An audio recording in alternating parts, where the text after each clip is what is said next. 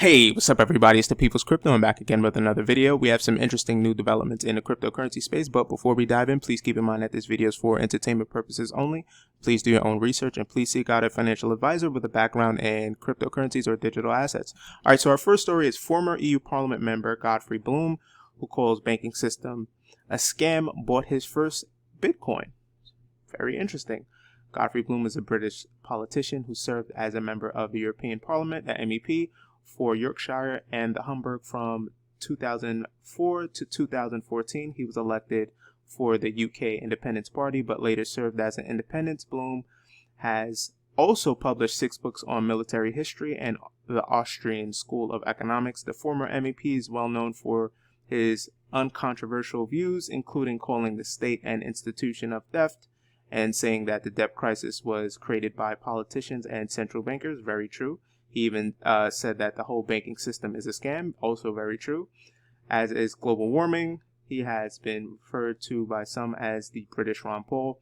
Bloom revealed in a tweet on Thursday that he has bought his first Bitcoin. I make my first purchase of Bitcoin this week. Gold, silver, have I plenty? He wrote in a response to a tweet that says if you ask people if they'd prefer $800 or 800 Bitcoin, a lot of them would pick the dollars. We're still early, and here's a screenshot of the tweet, but this just goes to show you that especially since he's familiar with economics, it makes sense that he would get into Bitcoin. And we are still very, very, very early. If you have not purchased any Bitcoin, or if you're looking at altcoins, I would suggest, but this is completely not financial advice, but it makes more sense to get into Bitcoin first.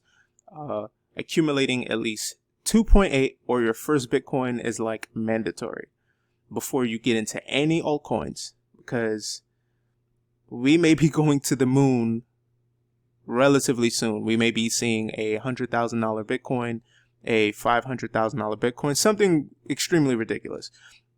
And if you're new to the space, usually what happens is this: Bitcoin will trade sideways for a while, then after a while it will gradually go up, and then after a while it'll take off and it'll do something crazy, like it'll hit, well, at least last time it hit 20,000. This time we're expecting either that $100,000 or that $500,000. After that it will probably drop about 80%.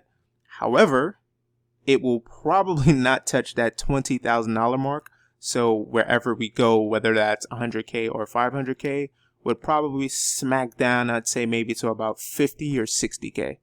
It varies. I don't know. I'm just saying that's what potentially may happen. But this is an interesting story. This just shows, I'm getting tongue-tied. This just goes to show you that adoption is happening and more people are being won over and they're purchasing Bitcoin. So let's take a look at the next story. It says central bank cryptocurrency could incite social unrest, Deutsche Bank says. It says Deutsche Bank is out with its latest cryptocurrency report. The global banking giant has discussed central bank digital currencies, or CBDCs, in great detail and their effect on central banks, individuals, and governments. In the discussion pertaining to individuals, Deutsche Bank says that central bank digital currencies could encounter political resistance and encourage social unrest. Central bank cryptos could make a world of difference. In its latest CIO special report, German banking heavyweight Deutsche Bank observed that CBDCs could put users in a sweet spot with payments. Individuals stand to experience faster monetary transactions without third-party interference. Counterparty risk, i.e. failure of one or more parties involved in the transactions, could be eliminated. Deutsche Bank went as far as to jab cash transactions. Depending on the CBDC technology used, money transfers could be anonymous and completely decentralized, as ironically old-fashioned cash transactions are now. But there's a catch. CBDCs have big shoes to fill. Deutsche Bank notes that the central bank cryptos assets need to make their use case scenario much more appealing than conventional cash. CBDCs must be efficient and cash-like to overcome skepticism among potential users. And how will this happen? Deutsche Bank says to do this, the currency should serve as a medium of exchange, as a measurement of value, and as a store of value. Payments need to be secure and simple. Universal access has to be granted. Over and above this, the central bank cryptocurrencies, to make a difference, add to the existing currency system, they need to facilitate execution of cross-border transactions in a straightforward and cost-efficient fashion. It's worth noting that banks had previously said that Bitcoin is too volatile, which will enable cash to survive. But there will be a trade-off between privacy and convenience. Moving forward in its discussion of the impact of central bank digital currencies on individuals, Deutsche Bank pointed out potential issues pertaining to privacy and convenience in usage. As per available data, privacy loopholes don't mean much for young folks in general, the bank said in its report, but is the same true for younger populations in emerging market economies? Will they be able to adopt central bank cryptocurrency system much more readily than their counterparts in developed economies? Deutsche Bank notes that this is a crucial question that needs to be addressing. Why? Because according to its previous research, previous research studies, individuals are still skeptical about cashless payments, especially in Western Europe, countries like Germany. Transactions involving bank promissory notes are still widely prevalent. This leads Deutsche Bank to infer that implementing a central bank cryptocurrency system could encounter heavy political roadblocks. In the worst case scenario, that is, legislative resistance could have a trickle-down effect on society in general, leading to social unrest. Well, I'll just say this. We already have Bitcoin and we have many other cryptocurrencies. They're currently working on the interoperable aspect of being able to swap out one crypto for another. Platforms are being built. All of these are being worked on right now as we speak. We really do not need central bank digital currencies. My only fear, and a lot of people's fear, is this. Every single transaction will be tracked and they will be taxed. That is a very, very big concern for us in the cryptocurrency community. And we already have Bitcoin. Bitcoin is a store of value. It's secure and it continuously increases in value. We don't need central bank cryptos. This doesn't make any sense. However, the central bank cryptocurrencies are a part of the fourth industrial revolution, which they want to implement and roll out during this whole entire public health crisis. So it does not surprise me whatsoever that this is something that's on the table for them to work on. We may be getting central bank digital currencies in the coming year or so, depending on if they want to demonize cash, and it seems like they're doing that already, because at least here in the States, it's really interesting. A lot of businesses are refusing to take cash. They are suggesting that you make your purchases in credit, debit form. They do not want cash. Some have even gone as far as to post signs saying that they're not accepting any cash payments. They simply want debit or credit. So they're already pushing us towards this cashless society. But I'm not in favor at all for central bank cryptocurrency, especially considering that these central, the banks that we have, they've already been laundering money. They've been, pushing this agenda that cryptocurrencies are rat poison or that they're no good. Bitcoin is trash. However, that is changing, ironically, but we really don't need central bank digital currencies. They'll probably die off. But anyway, let's take a look at the next story. It says Cryptowisser, 75 crypto exchanges dead in 2020, more will follow. It says 5th October of 2020, leading crypto service comparison site Cryptowisser announces its crypto exchange graveyard. The detailed page lists and explains the many crypto exchanges, largely centralized exchanges, that have disappeared, expired, or collapsed this year, giving an insight into the volatile and competitive crypto exchange industry. There was 56 increase of dead crypto exchanges from last year with no sign of letting up, While the general crypto industry continues to see impressive growth, the crypto exchange industry is challenged with competition, saturation, and forever increasing regulations. According to the report, crypto exchanges died due to voluntary shutdown, hacking scams, and being shut down by the government. While the scams and hacking are self-explanatory, the voluntary and government shutdowns, as well as the mystery disappearances, can be explained. Competition putting out crypto exchanges, decentralized exchanges pushing central exchanges out, derivative exchanges see growth. It also says non-crypto alternatives become more available, and regulations make it impossible for new exchanges to survive. So this is, I've said this so many times, and you hear this in the crypto community.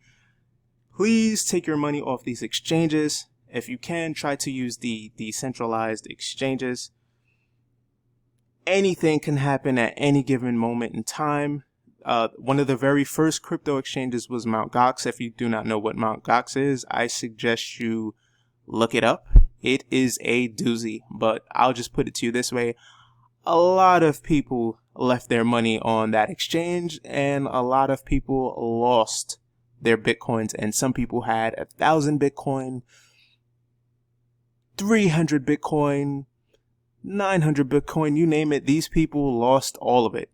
The smart people were able to transfer their crypto assets or Bitcoin off of that exchange, and some of them still have it to this day. However, all those other people that left their Bitcoin on that exchange, unfortunately, they lost all of their money. But there's a documentary on YouTube. I'll find it and I'll leave that description, and I'll leave that link in the description below.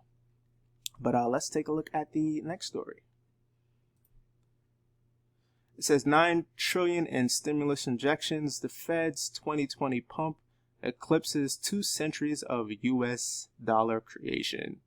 It says since September 2019, research shows the Federal Reserve has pumped over 9 trillion to primary dealers by leveraging enormous emergency repo operations. A recent published investigative report shows that the U.S. Central Bank submits the daily loan tally, but the Fed will not provide the public with information concerning the recipients. Estimates say in 2020 alone, the United States has created 22% of all the U.S. dollars issued since the birth of the nation.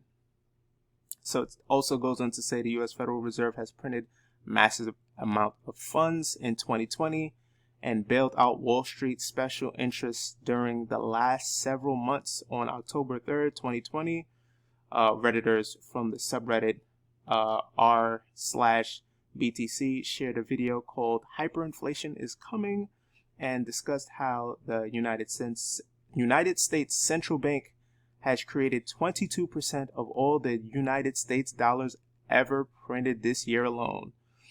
And it says, and I quote, "The US dollar has been around for over 200 years, and for the bulk of that time, it was backed by gold," one Redditor user wrote on Saturday. He added, "Having a quarter of all of the US dollar printed in a single year is more than alarming. It's mind-blowing."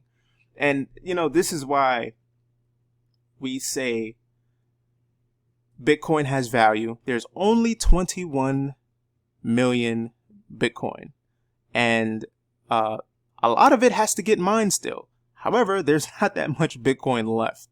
We don't know the specifics in terms of how much is remaining. We do know that many companies, many people have been buying tons of Bitcoin. We don't have those specific numbers yet. However, we do know the CEO of MicroStrategy, Michael Saylor, bought around $425 million worth of Bitcoin. There's also a Canadian restaurant, I can't remember the name of it, but they bought, I think, a large sum of Bitcoin. We have the CEO of Twitter, Jack Dorsey. He buys around $10,000 worth of Bitcoin every single week, and he has not stopped. There's so many other people who have moved and positioned themselves in Bitcoin by getting out of traditional assets like stocks. Many people have emptied their savings account and dumped a lot of their fiat into Bitcoin. So this does not end well for this country. A hyperinflationary event will happen sometime in the future. We just do not know when. I'm at least thinking that it may happen when they roll out that central bank digital currencies, when we get that Fed coin or something like that. I think that's when we may see the uptick in hyperinflation. Possibly we might be getting UBI. I think it may happen during that time when we get the digital dollar, whenever that's supposed to be released. But I have a strange feeling that we may see that in a couple years, and then we may see that crazy hyperinflationary event, and then we'll get that crazy crash that people have been talking about for years. But if you're not in crypto, if you're not into getting Bitcoin, you might want to definitely look into it. Let's take a look at the next story. It says Bloomberg, Bitcoin has a tendency of adding zeros to its price. It says Bitcoin may take twice as long to get to 100,000 than previously surmised. I don't know. I've never seen that word before, but that's interesting. It says in its latest crypto newsletter, Bloomberg observes that Bitcoin has had a tendency of adding zeros to its price, noting that the asset previously went from 100,000 to 10,000 in less than 4 years. Maturation may have slowed this trend somewhat, but Bloomberg does not appear to believe it has reached a full stop. They noted that such a rise could occur again, though it may not be for some time. If the crypto echoes its past gains with some maturation, about double the time period it took to add a zero to 1,000 could get its price to 100,000 in 2025. Now, that may be true. However, the Federal Reserve and the central banks are continuously printing out tons and tons of fiat currency. As I just read in the last story, they've printed out more money than the nation has ever had in its existence in just about a year or so. So, yeah, I believe we'll see 100,000 a lot sooner. I don't think it'll take too long. I would say we'll probably see 100,000 maybe